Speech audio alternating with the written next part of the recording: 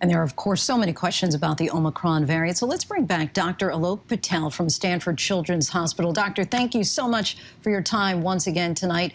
We're going to try and go rapid fire again with a lot of ground to cover here. You heard the headline, Omicron now dominant in U.S. cases. 13 days ago, Omicron made up just 0.4% of cases. Now it's 73%. Is there precedent for this kind of rise?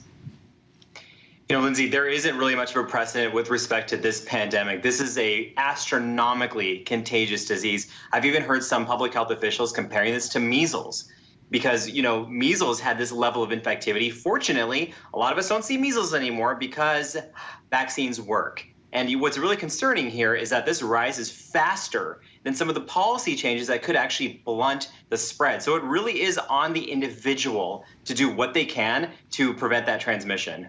And what's the most concerning thing in your mind about how quickly these cases have increased?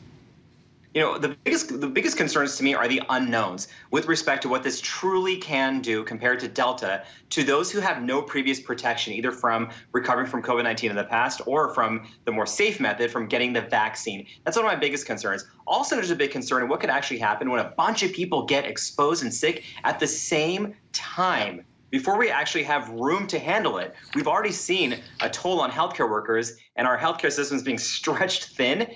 You know, add on top of that an influx of people who are getting infected with the Omicron variant, and it could be a really tough winter.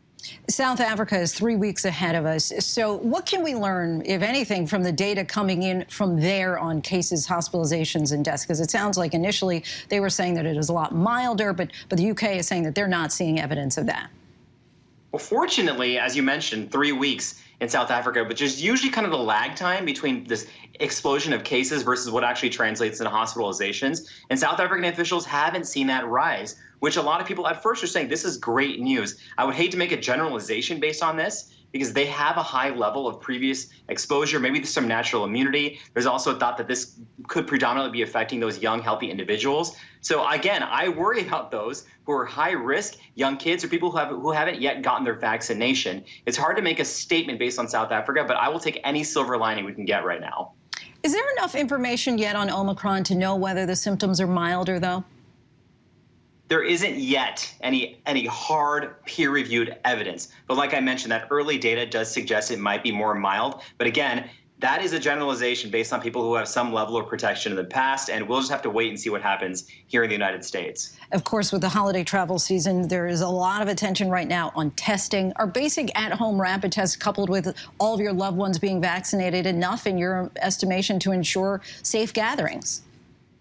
I do think that's a very safe way to go, especially if everyone's getting tested and you're getting those rapid antigen tests right before you go to a gathering, not a few days before, because you want to see if you're contagious. And also if you're having that open conversation and making sure everyone you see is vaccinated or boosted. And always remember, this is the same virus. So things like masks and ventilation and distance, those still work as well. But if anyone has any doubt, you really have to ask yourself, and it's an individual decision, if the risk is worth kind of what you'll be getting out of going and traveling for the holidays. And what I can anecdotally say is the overwhelming majority of people I know are not canceling their plans. So I hope that they're being safe and responsible. And I'm just curious on that note, when you talk about risk and reward, would you, for example, go out right now to a restaurant to indoor dining?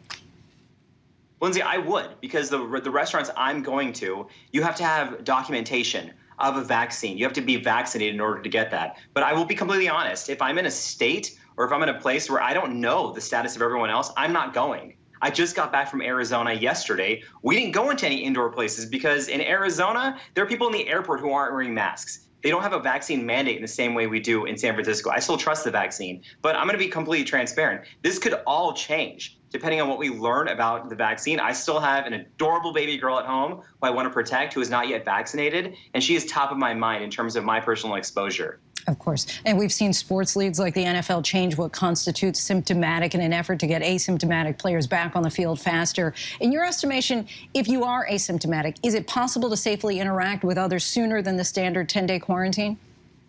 This would be an educated guess based on what we've seen previously with previous variants. That's part of the tricky part of talking about Omicron. Now, previously, I would say if you're asymptomatic and you're fully vaccinated, I would feel safe about interacting with others. But again, you have to have that conversation with other people and tell them I've been exposed or I tested positive, and see what other people's levels of comfort is. Are they high risk? Do they have underlying medical conditions? But I do hope everyone realizes that these efforts in terms of testing, quarantining, isolation are all to keep each other healthy, but also to make sure that we're keeping businesses and schools open.